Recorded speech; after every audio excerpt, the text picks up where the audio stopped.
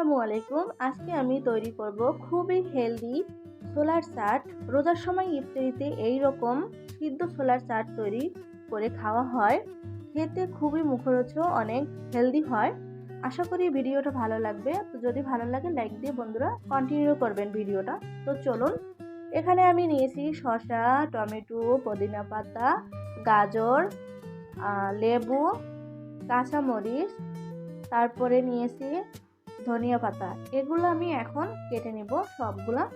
তো দেখতে থাকুন। তো এখানে আমি এখন পুদিনা পাতাগুলো কেটে নেব। পুদিনা পাতায় কিন্তু প্রচুর প্রচুর ভিটামিন থাকে। চেষ্টা করবেন এই রমজানে একটু হলেও পুদিনা পাতা খাওয়ার। তো আমার পুদিনা পাতাগুলো কাটা হয়ে গেছে। এখন আমি কেটে নেব ধনিয়া পাতাগুলা। তো দেশ এবং দেশের বাইরে থেকে যারা এই মুহূর্তে আমার ভিডিওটা দেখছেন তাদেরকে অনেক অনেক ধন্যবাদ আমার ভিডিও দেখার জন্য। তো এখানে আমি এখন শসাটাও কিউব করে কেটে নেব। নতুনরা যারা এখন আমার চ্যানেলটা সাবস্ক্রাইব করেন নাই, যারা ভিডিও দেখছেন নতুন বন্ধুরা, তারা আমার চ্যানেলটা সাবস্ক্রাইব করে আমার চ্যানেলের পাশে থাকবেন।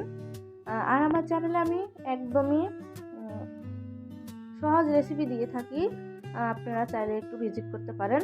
তো এখানে আমি এখন কেটে নেব কিউব করে, গাজরগুলো কেটে নেব। তো আমার গাজরগুলো অলরেডি কাটা শেষ। এখন গাজরগুলো তুলে নেব।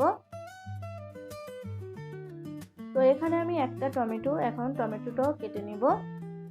টমেটোর এই যে বিচিগুলা ওগুলো আমি রাখবো না, ওগুলো আমি কেটে সরিয়ে নেব। এখন টমেটোগুলো আমি লম্বা আড়াআড়ি করে তারপরে কিউব করে কেটে নেব। কিউব করে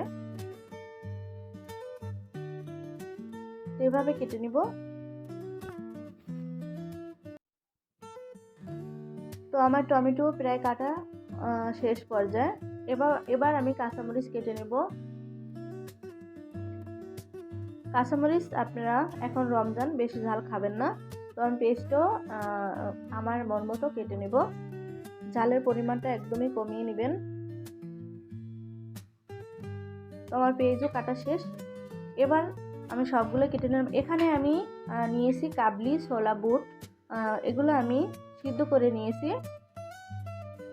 তো আপনারা চাইলে অন্য ছোলাটা ওগুলো নিতে পারেন খোসা সহ।